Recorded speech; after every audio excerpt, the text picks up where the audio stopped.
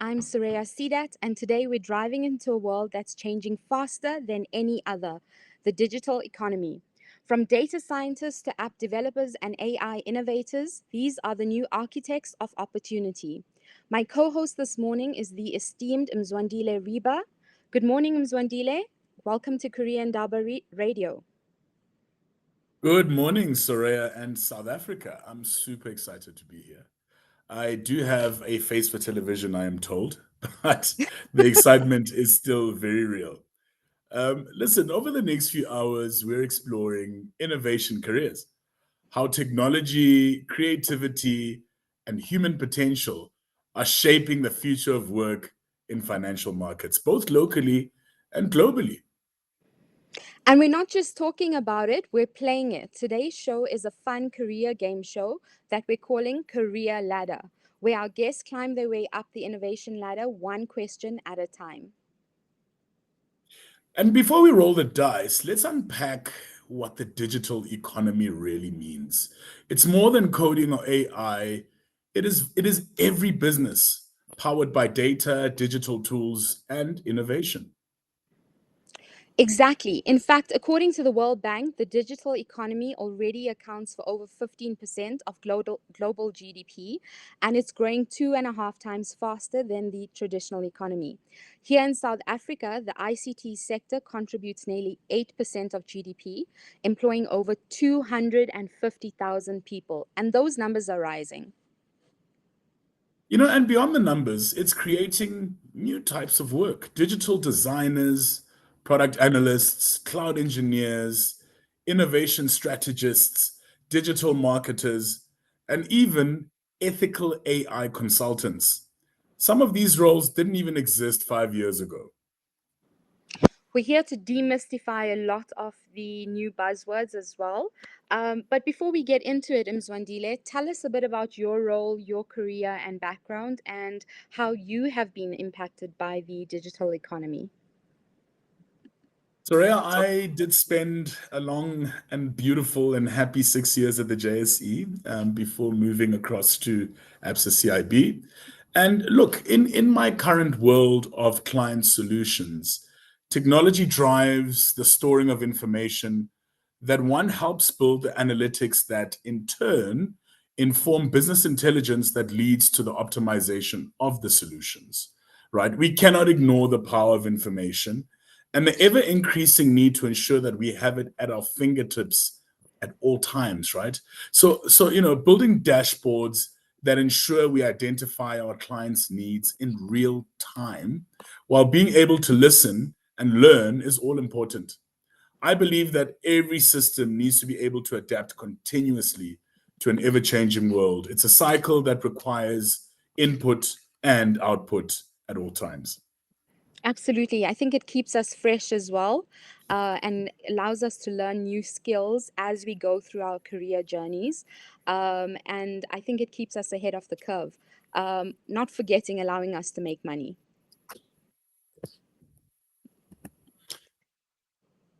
Of course. Now, let's talk about how we are going to make this conversation fun and a little competitive.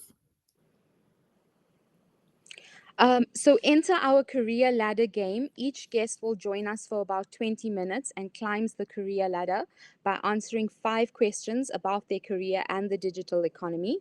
Each answer can move them forward or send them sliding back. So they better be on their toes this morning. Absolutely. We've got tiles like Innovation Boost. It lets them jump 3 steps ahead, or the AI glitch that takes them back 2 steps. The goal is to reach the top and become today's digital trailblazer. I can't wait to get playing. Over the next 3 hours, we will be joined by an incredible lineup of guests, each representing a different face of the innovation world in financial markets. That's right. From strategy to data science, from trading infrastructure to cloud innovation. Our guests today have been shaping how our financial ecosystem operates behind the scenes. They've all built careers at the intersection of finance, technology, and innovation, showing us that the digital economy isn't just about startups, it's also about transforming established institutions as well. First up, we'll be joined by Nomzamo Maziya, a corporate strategist who's led innovation at the JSE, Old Mutual Bank, and ABSA, to name a few. She's now an independent strategist, helping business navigate digital transformation. We will then speak to Merlin Raja. He's the head of electronic sales at ABSA.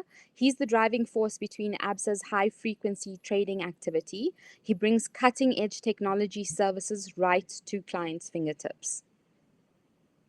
Our third guest is a man I used to call and still call the double doctor himself, Qobolwake Dube, head of data and research at Navigare Securities. He is a data scientist extraordinaire and a quantitative analyst who turns complex data sets into real trading intelligence. Later in the show, we will be welcoming Mohammed Ismail, a specialist in global markets at Standard Bank. He's going to help us understand how technology is redefining liquidity, risk, and collateral efficiency. And rounding off our lineup, we've got Vimal Singh, head of data solutions at the JSE, leading the charge in cloud innovation, data modernization, and analytics driven market solutions. Wow, five incredible guests and professionals. They have five journeys through finance and innovation, and one shared goal this morning: climb the career ladder and reach the top as today's digital trailblazer. To remind everyone, each guest will take on 5 questions about their work, the digital economy, how innovation is changing their world. With every smart answer, they move up the board. But watch out. A wrong move could see them sliding back. Looks like we have a fun show for this morning. Before we get into it, we do have a couple minutes before our first guest joins us. So I thought that we could simply unpack what the digital economy actually means. It's a phrase that gets used a lot but can feel vague. To me, the digital economy is anything where value is created, delivered, or captured primarily through digital technologies. That's data, cloud systems, APIs, platforms, and the human skills that interpret and act on data. Um, in financial markets specifically, that means that the instruments, services, and infrastructure that we once built on paper and human processes are now driven by software, connectivity, and real time data flows. Trading, clearing, and settlement, they're all digitally driven right now. It creates two big things. One is exponential efficiencies. We can do more with less time and lower cost. And two, newer roles and career paths. When infrastructure moves digital, new specialists are needed: data engineers, cloud architects, product managers, and people who can translate between business and tech. It's also worth saying that the digital economy isn't just about technology replacing jobs, it reconfigures work. Some roles become automated, yes, but whole new functions also appear. We've seen that practically evolve in our organizations as well. It's less about robots taking over jobs and more about jobs change shape. That's an important mindset for anyone listening who's thinking about career security. I think we need to embrace technology, and the guests that we have this morning are going to enable us to give the listeners some insight into different career paths and the skills that are required. We're also going to with the questioning through the board game, we're also going to unpack what our guests are actually thinking about in the future, so that you can have a heads up on what to look out for and what skills to be gaining as well. Um, I think for briefly, Mzwandile, I also want to talk about some structural shifts. There are three I always watch. So cloud migration, data commoditization, and AI. or automation. They are distinct but powerful. So cloud migration, for example, financial markets used to operate primarily on premise data centers with heavy capital expenditure. Now, by moving into the cloud, analytics can become scalable, it reduces time to market, and allows teams to iterate faster as well. But it also changes what talent is valuable. Knowledge of cloud architecture and secure configurations becomes critical. Data commoditization is the second thing that I like to keep an eye on. Markets used to be a product, market data is a product that used to be bought. Now, the way that it's being packaged, you can stream it and analyze the data and think of delivered analytics, alternative data sets, enrichment layers. These are all business models in their own right. Firms that want to transform raw data feeds into product ready insight are actually gaining a lot of success globally as well. We've seen some of the biggest stock exchanges in the world actually transform their business models by offering more ready made services to their marketplaces. Um, I think the last thing that I'd like to mention is the use of AI and automation. So in trading, for example, pre-trade and post-trade processes get automated. AI helps detect market anomalies, do sentiment analysis, and create predictive signals. But here's the caveat: AI is a tool; it's not the be-all and end-all. People who understand the models, their limits, and how to use them responsibly are in huge demand. It's at the cutting edge of the career spectrum at the moment, and definitely anybody thinking about getting into these fields will be highly in demand, or well, at least I think so. Mzwandile, what do you think about some of the concepts that I've mentioned? Have they impacted you? And what are your thoughts? Firstly, a mouthful. It was it's always interesting to try and keep up, and automation is very key. It's making life a lot easier. It's making being able to consume large data sets much easier, and it is really making the world of navigating the streams of information that we receive a lot easier. And it's very important. It's almost like a pet, right? That you need to train as well to really configure to your style of how you want the data to be condensed and the information to be presented. I mean, CEO reports, for instance, I think a lot of analysts these days consume those, through automation kind of co-pilots, if we can call them that.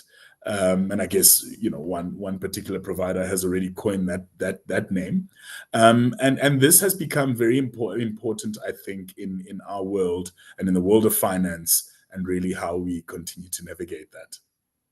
Amazing. Okay, well, we've definitely spoken a lot and hopefully given the listeners some insight into the technological world that's driving financial markets. But I think we're eager to roll the dice at the moment. Our first guest is Nomzamo Maziya, and we have her online. So let's get ready to roll the dice and join us as we climb the career ladder. You're listening to Career Indaba, and I'd like to welcome Nomzamo Maziya. Good morning, Nomzamo.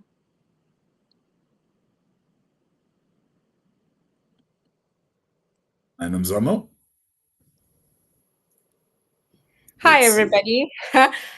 See what technology does, and you have to keep updated. I'm sorry about that glitch there. I hope I don't slide down the ladder. I was listening to you and how we're going to have this conversation. So I hope that little glitch doesn't, do me badly. Yeah, I was about to warn you there, but we'll let that one slide. Okay. Okay. Awesome. Awesome. Pleasure So, to join you guys. Nomzamo, it's great to have you on Korea and Daba Radio. You've led innovation from inside some of the biggest institutions in South Africa. So we know that you're no stranger to climbing ladders.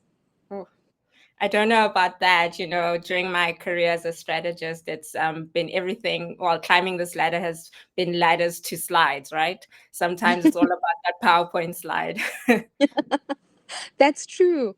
Um, Sometimes you're just rolling out PowerPoints one after the other. Uh, Exactly. Yeah. So Nomzamo, tell us a bit about yourself. Whew. That's quite a big question. But I would label myself as a problem solver, right? And I think people and organizations are largely trying to solve, two primary questions as they think about problem solving. I look at them as two sides of the same coin, right? The first question is, what is our goal and what is our intention? Where are we going? What are the opportunities? And most people would look at that as strategy development and strategy execution. The other question is, well, how do we navigate uncertainty? What are kind of the risks that we have to play with as we kind of navigate our strategic intent? And that's your risk management. I've had the pleasure of playing in both fields. And within risk management as well as strategy. So over the last 17 years within financial services, I've worked as a risk manager. So doing everything from credit risks, which is just, how do we price for borrowing, how your banks lend you money, to everything from market risk, which is your trading. And I know that you're going to have guests here which speak to trading, so I'm not going to go into market risk anymore. And then kind of joined institutions where I've had the opportunity to also flex the strategy kind of lens, where it was building digital banks, how do we advise, corporate or C-suite or executives on how they should transform, what strategies they should follow. So I've had a mixed bag there, and it's always been within financial services, whether it was a bank or with a startup. I've had that opportunity. But my career started off in risk management. It wasn't all glamorous. And, I started after doing my bachelor's of science in mathematical statistics. I was very much a quant, a nerd in the background, crunching numbers. I started off in the bank, just doing risk management, and have had the pleasure, as I said, kind of as I grew in roles to more strategic roles within, whether it's digital banking or even advising the CEO, for example. So the beauty of both worlds. I have been told that risk and strategy are two sides of the same coin. The same. Um, so I think as a strategist, you're always looking at you're optimistic, but you're always looking at how can this project go wrong or fail, and that's the risk aspect to it. And I guess as a risk manager, tell me, do risk managers ever look at the upside though, or are they just completely No, and oh, this might be controversial, but no, actually, when I started off and I grew my career, a lot of people were like, a risk manager in our strategy world, because you guys are always looking at what could go wrong, what is the downside, But I think during your career, you're kind of fortunate to meet mentors who identify kind of skill sets in you, and they said, well, you're not just a person who can look at downside. You're actually somebody who can identify the opportunity. And actually, at the heart of it, strategy is about making trade-offs. And in those trade-offs, it's understanding, what is the risk appetite I have, for each course. So I think it's a balancing act. And I find in my strategy, I'm always balancing the two, right? You don't just want to go down a path where the risks are too high and there won't be any benefits. That's so cool. I think you touched on a really important point there about mentorship. And in preparing for the show last night, I just was thinking about how important or significant has mentors been in your career, and do you think that a mentor always has to be that innovative, or sort of push you out of your comfort zone? Have there been some that have been innovative? Can you give us some insight? So I think Oh. it's important because our listeners, in looking for mentors, it's important to pick the right one as well that can help you take steps. Wow. No, I don't think that mentors always have to be innovative. The best kinds are innovative. But when I started off within risk manager, mentors are really there to model what's possible for you along a career path, right? And to kind of help you navigate it. So I had a very traditional risk manager. And in fact, they started off like their 40-year career was in risk management only, but I had to see what excellence looked like in that field and to kind of help them navigate me through it. But did they take me out of my comfort zone? I think they pressed me towards excellence. And that's what you get from that type of mentor, right? They press you towards creating a greater, almost being excellent at a certain field.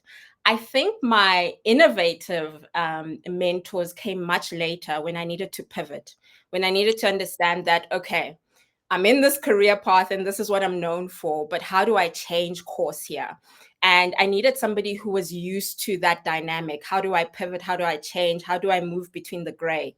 And I think that type of mentor you need to seek out is somebody who will push you, not just push you in terms of skill, but push you as a person. Push you in your thinking, push you into new fields, right? Not into your existing field. So I think you have to balance it. I would say, if possible, I'm not being prescriptive, but early on, I would seek mentors who are maybe more traditional and model the kind of career path that you've chosen for excellence. And then along the way, find mentors who will push you as an individual. So I think it's a very key. Yeah. I think you made a few really good points there, right? So now, is it a luck of the draw? How does one very young and early in their career seek out a compatible mentor? Mm. If I have to be honest, just showing up as yourself.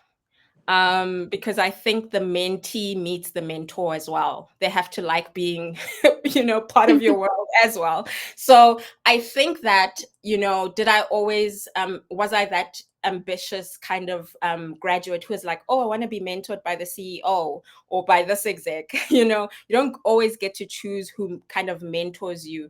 I think showing up authentically brings people within your sphere who are then attracted to you, and you kind of have this mutually beneficial relationship. So I think just showing up as yourself. As I said, I was very quiet. I never used to say a peep. In fact, Soraya, you would never get me on this program when I started, So it's really understanding who you are, and as you show up authentically, you'll kind of attract the people who are right for you. I think authenticity is so important. We live in a world where everybody is trying to fake it until they make it, which is really important as well, right? To an extent. To Yeah. an extent, because sometimes if you want that role, you've got to look the part and start thinking in that mindset and filling those shoes before you even have it. But you have to have authenticity, because without authenticity, you're not going to be an original character. You're not going to be able to move forward, because I think that lack of authenticity is what shines so clearly when you're engaging with people. And although we live in a digital and a technological world, the human aspect is so real and so important as well. Spot on, spot on. I do think in the beginning there's a little bit of fake it till you make it. You're right, if we're being humble and honest. But eventually authenticity wins. Okay, great. So I think we can get started with the game. I know you're excited to beat all our other guests this morning. No So pressure. it's no pressure at all. Think of it as a boardroom meets board game. Are you ready to play? Yes, ready. Okay, great. Okay, so Nomzamo, you've led transformation projects at organizations that were traditionally very corporate. What do you think is the biggest barrier that holds large financial institutions back from truly embracing digital innovation? You can't get my answer any more fast. There's a famous saying that says culture eats strategy for breakfast, right? It means your best laid out strategy cannot survive a bad culture. Having led transformation projects, as you said, it's all about mindset. So the underlying culture which drives the adoption of what you're trying to bring into transformation, really. And I know that you guys are keen for demystifying all these words. Transformation is just really introducing a new way of work. And most of the times, at least the projects that I've been involved with, that's technology based. And what you'll find is that the human element is the biggest part of change management that we have to manage as we kind of implement these new solutions. You'll find that people, they buy into, the big tech, oh, we're implementing an AI solution, but what you find from a human nature perspective, they go back to their old ways of thinking. And that is really around culture and how they think about agility and flexibility, right?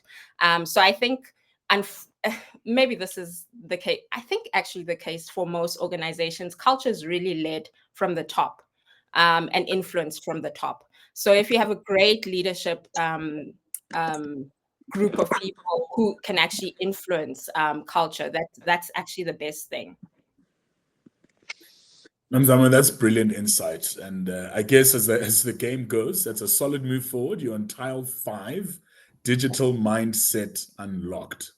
Now, you've worked across both strategy and operations, right? Which often pull in different directions. I mean, Soraya spoke about two sides of the same coin.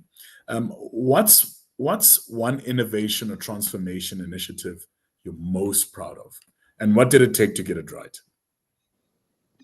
Sure.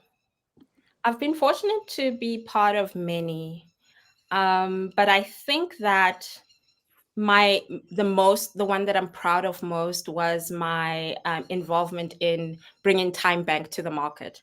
So Time Bank was a digital first bank, right? I don't glorify technology or technological advancements for the sake of technological advancement. I'm not one of those strategists.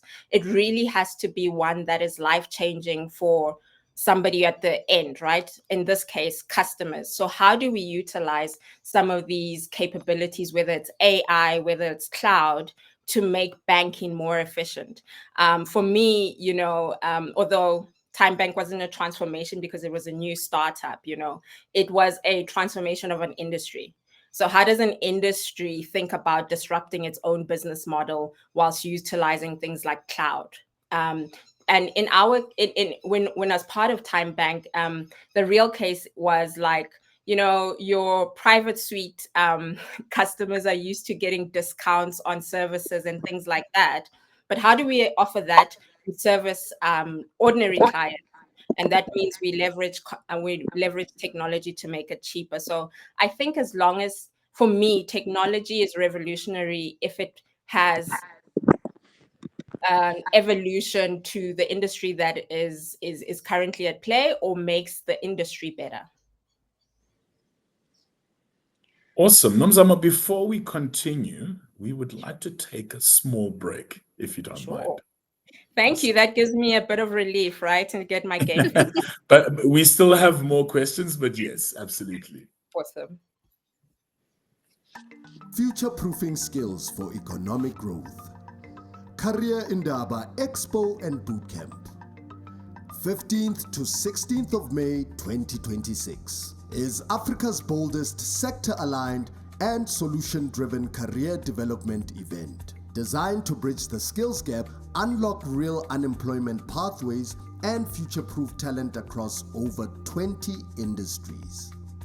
From the boardrooms of Sandton to the villages of rural South Africa, we are pulling the entire country into one decisive moment to tackle unemployment, close the skills gap, and future-proof our workforce. The conversation becomes a movement. The idea becomes an economy. This is not another event. It's an activation of Africa's potential. The Career Indaba Expo and Bootcamp 2026, where 5,000 delegates, 100 exhibitors, and 20 bootcamp zones collide to create the future of work. From youth innovators to corporate pioneers, from township traders to global brands, every voice counts. 2 days, one goal. Aligning Africa's skills with its opportunities. Career Indaba Expo and Bootcamp 2026. 15th to 16th May, Sandton Convention Center, where skills meet, where Africa works.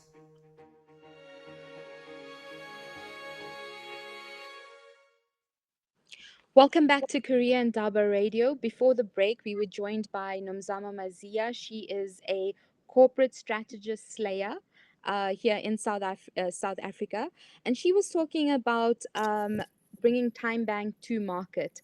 I think we began playing the Career Ladder board game with her, and Nomzamo, that answer definitely puts you on tile 10, innovation in motion.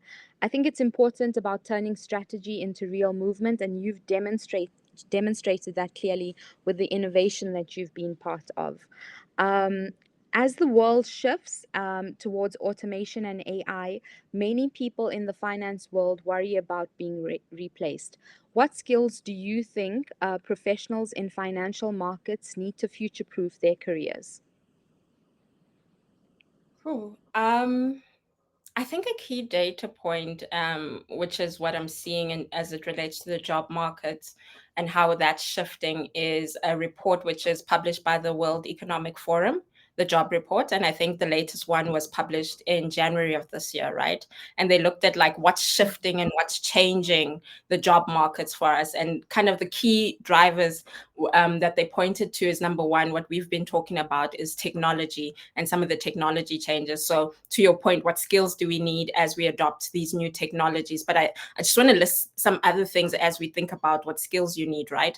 The other is talking about the green economy and how that is creating a shift. That's important for us, right? As a country, we're coal, we're largely coal enriched, right? And coal fueled. How do we think about jobs as they migrate from coal to renewable energy? And the other thing is demographic. For us, largely in South African context, it's not so much of a pull, but if you think about Africa being the youngest kind of demographic in the world, that means there's more younger people, there's jobs, you have to be more competitive. So the volumes of types of jobs that you have to have in the market needs to be, meet the demand, but you also have to be competitive in that regard. And then from an economic, the fourth one they list is economic uncertainty, right? I think you also mentioned that, well, at least I know for myself, it wasn't just about what job I wanted to do. It is this job lucrative? And that's quite a key thing to kind of get to the cost of living. And largely we play the fifth kind of factor that they name is geo-economic. So we play in a global sphere. So we have to understand how globally we're shifting. When I started off, I was very, I was told, look to the West, look to Europe, look to America, right? And what's happening there. When I went back to school to do my business master's, it started becoming, think of China. You need to learn Mandarin, and what that does for, your competitiveness and how you shift. So yes, all of these factors mean that, are jobs going to be lost as a result of all these changes? Yes. And I think they say like 92 million jobs are going to be lost. But the upside is 170 million jobs are going to be created on the back of technology advancement and the rapid changes in our world. So that presents an opportunity. But to meet that opportunity, what does that mean? We have to skill, right? We have to upskill and think of the traditional kind of industries we are going to go into very differently. I know you asked me about financial services, but if you're going to go into healthcare, think about what technology will do in healthcare. And in this regard, I know you're going to be speaking to a lot of guests, what technology is doing to in financial services is opening it up, right? It means that your skills have to be transferable. You also have to have a basis of understanding technology. You don't have to become an engineer, an AI engineer or a data scientist to make it. You just have to understand the technologies and how to play within your chosen kind of designation. So I think, yes, how it's changing it is making you need to be aware and gain the skills technically. But I think another skill you need to have is being adaptable because it's ever changing.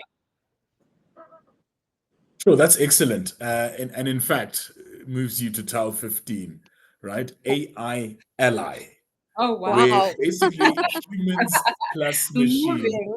wins. Awesome. Awesome. Now, so if you were designing a 2030 strategy for South Africa's financial sector, what would be the single most important digital or innovation focus area?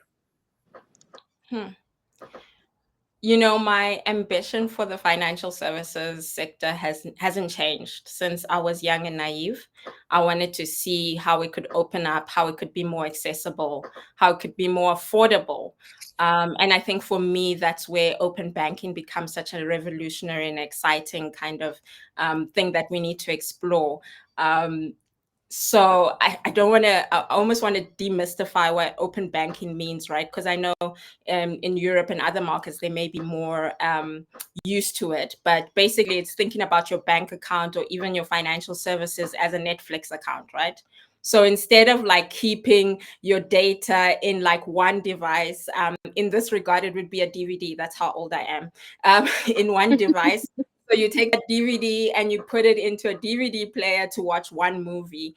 Open banking kind of turns financial service into a streaming potential where you give permission to various kind of financial services, fintechs, to safely share data, by the way, so that it opens up options for you, whether you're trying to save money, whether you're thinking about your pension fund, but it's not really a closed loop. And I think this is so powerful because I don't know about you guys, but I started off, my main bank is still the bank that I got as a student. Yes, So same. yeah. So, and like to get to, it feels like I'm also playing a ladders game there. To get to different options, I need to, perform well. And I'm not as open to others. But, the data shows that the country by in itself is largely financially included, right? So 80% of people who have access to bank accounts, and the fact that we multi-bank. So what do I mean by this? The data also points to, but with all that, we are underserved. We are not servicing the needs of people within this ecosystem. So I think that if you think about open banking, it opens up opportunity, right? Open banking is not about, kind of banks losing control, but it's actually about customers being empowered. So yeah, if we can open banking as a streaming service. That's visionary right there. Um, it's going to put you on tile 20, digital visionary. You're almost at the top, Nomzamo. You have one question to go. So, last question, behind every big transformation, there's human resistance. You mentioned this earlier. What's one leadership lesson that you've learned about inspiring people to embrace change? um, Co-creation. I think everybody's a leader, like we lead ourselves, right? And I think people have their own motives, they have their own motivations, and if they don't feel included in whatever transformation journey you're taking, you'll find that you'll have the effects that I talked about, where people are not wanting to change. So I think including people on the journey, it really, number one, gets buy-in, is what I'm talking to, but it also brings in new points of view. I've been known to do this. If I'm the strategist in the room, I deal with strategy and nobody else gets to speak up. But actually, that's the wrong way, right? We all come into the room with different perspectives. So it's important to kind of invite people into the room, even if you feel like that's my domain. I'm the risk manager. I should be looking at risk. There might be a different view in the room. So I think co-creating is the biggest kind of lesson for me. Sure, and that's it, right? You have Wow. climbed all the way to tile 25, the Okay. strategic trailblazer. Wow. Congratulations, Wow. Nomzamo, Thank and you. Thank awesome you. as the first player in the game. No, Thank it you was so much for amazing. joining us, Nomzamo. I think you've shared a lot about openness, if I can just touch on that. Open banking, open to ideas, open to, as you said, embracing change. And I think that openness, if people, our listeners, could employ that, it's essentially an abundance mindset, right? Precisely. There's enough for everybody, and we can all benefit. It doesn't have to, we don't have to be closed and try to keep everything for ourselves. So I think Exactly. that's definitely the lesson that you shared with us this morning. Do you want to? I think you touched, we do have a little bit of time before we move on to our next guest. And I'm Mhm. really dying to understand your whole time bank journey. I think it's really topical at the moment, particularly because, if I'm not mistaken, they are the biggest bank by users at the moment. That must be such an important point in their journey as well. And it must be, you must feel extremely proud of the fact that you were there at the beginning. Do you have any insights for somebody who is has their own startup, who's thinking of a fintech idea? Some insights on how to get going and keep up the resilience, because I think it gets a bit tough, especially when you're people see the glamour now in terms of Time Bank being so big and having so many customers. But when you're down in the trenches, what's some of the insight that you can share to our users? Sure. Don't be afraid to fail. I think great innovation, if you talk to the people and you ask them, how did you do this big thing? They'll tell you that we failed our way forward, right? It was through missteps, through trying things. It's and not, which is why it's important. I was talking earlier about culture. So if you have a very like stiff culture, failure would be the end of you, right? You'd call off the project. And I think what really you need to have as you think about a startup or anything new that you bring into market is be prepared to fail, and live with failure as actually just a data point. Oh, that didn't work. How do I pivot, right? And I think the other thing, pointing to failure, you have to have that resilience, that grit. It gets hard. Startups are not well funded within our economy. So when the money's not making sense and then your effort is at high, but your money's low, at that point, you really have to pull through. And I think grit is the biggest thing. And then the other thing is sometimes it's not the big technology which solves our biggest problems in our kind of society. So sometimes always think about technology and data as a tool to solve a bigger problem. That's why I say don't glamorize the thing.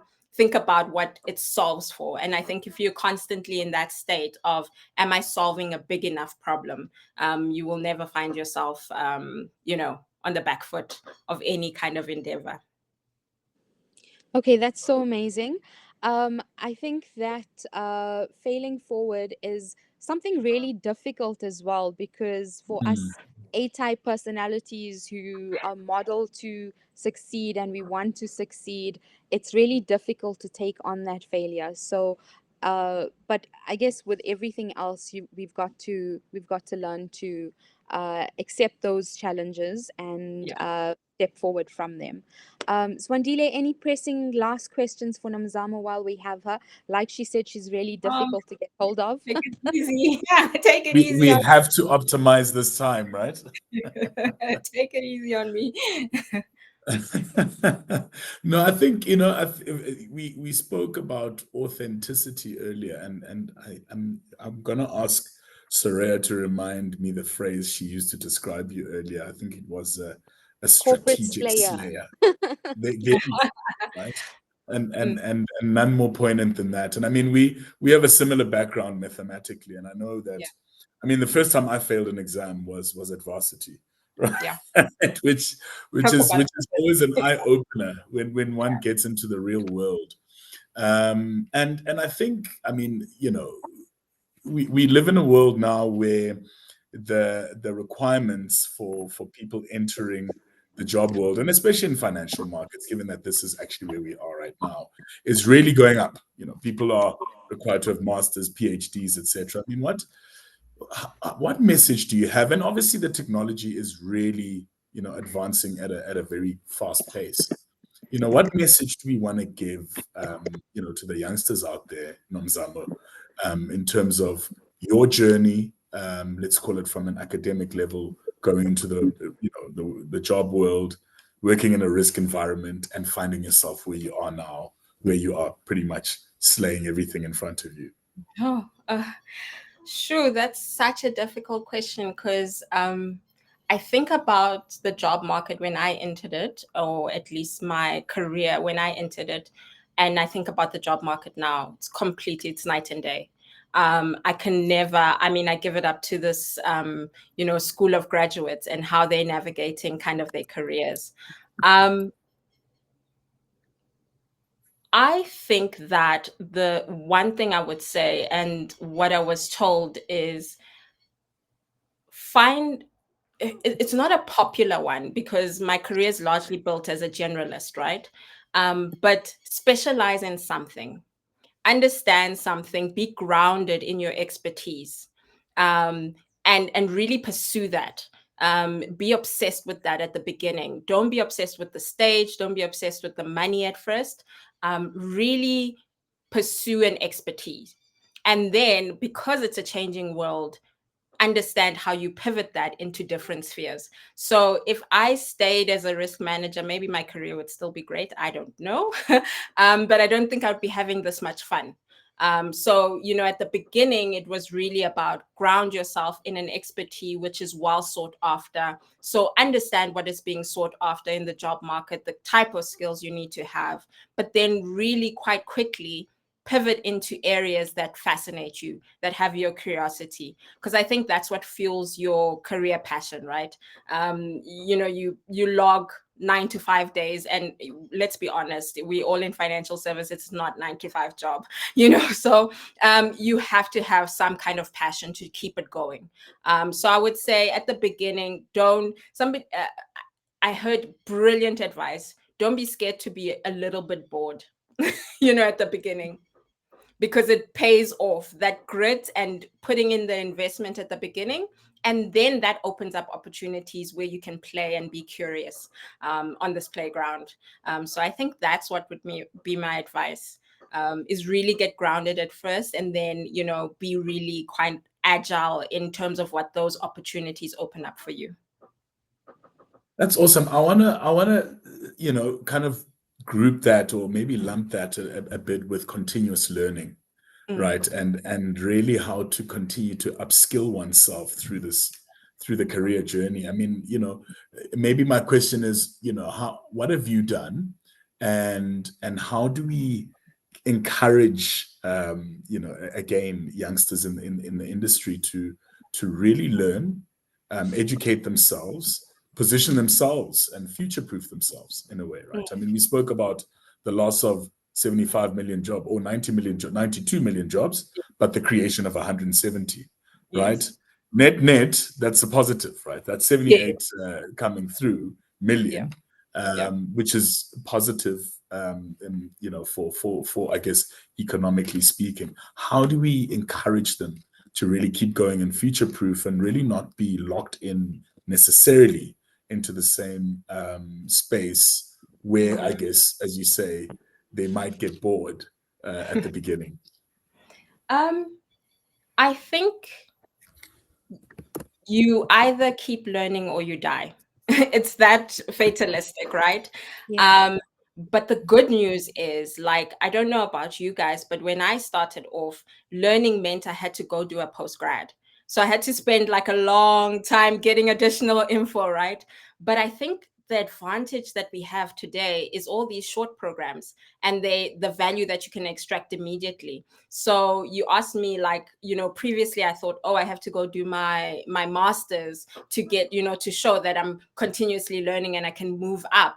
But now, you can do a short course on whether it's cloud computing or AI and show proficiency in that kind of lane. There I go, using big words. That's a sign. But I really think that's the opportunity, is always be open to see what's on the horizon, and what is being offered in the market, where I can quickly do a course, where I can upskill myself, where I don't become redundant, right? And it doesn't take like a year. It can literally take 2 weeks, and then you get certified. So I think it's that there's a huge opportunity, and it's opened up the space.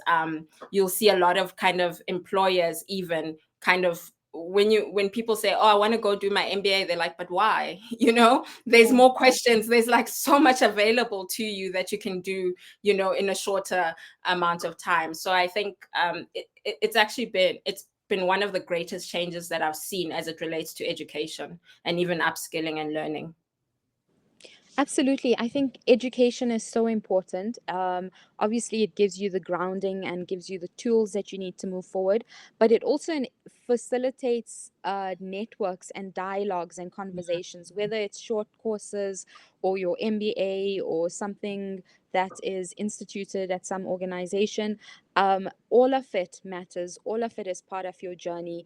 It's unbelievable how 10 years later you recall something that you did with somebody at some short course, and you reach out to them, and you guys have moved onto different paths, but have been able to can reconnect and build something new together. So I think that's the power of engaging, and that's the power of communicating and putting yourself out there. So my takeaway from you and message to the listeners is essentially to take whatever opportunity comes your way. Don't ever say no, because I think that's what you're trying to say as well, Nomzamo, that Yeah, different things happen to you. If you had stayed a risk manager, you might have had an amazing career, but it wouldn't have been as challenging, fun, etc. exactly. So I think that that's just some of the key takeaways that I'm getting from you and your insight and your amazing career. You've also built a new bank with Old Mutual, if I'm not mistaken. Yes, I was there at the early days. I don't know if it's been launched into the market as yet, but you'll see, like as we were saying, like if you stay open, your experience, as you gain experience, it opens you up to even more kind of cutting edge. And I would say actually, like the premise of that bank was even more exciting as it relates to technology, right? Mm. Because here you had a well-established player within financial services, but they were trying to reimagine. The one was a totally new guy on the show trying to disrupt the market. The other one is, how do we disrupt our own market? So it Yeah. shows you all different players who are kind of thinking about disruption. Just highlights the opportunity that exists, that within any organization you can tear it apart and transform it to something new. Exactly. Good, that's amazing. So I think we Awesome. are running out of time. Any last words, Mzwandile? Look, I mean, I want to thank Nomzamo actually for really, really an insightful time that she's given us this morning. And I guess having reached tile 25, current leader in the ladder, and in the career ladder game. And I mean, look, you've set the bar high for our next guest. And Oh, awesome. so after the break, we will meet Merlin Raja from ABSA, your former employer, the man bringing lightning speed trading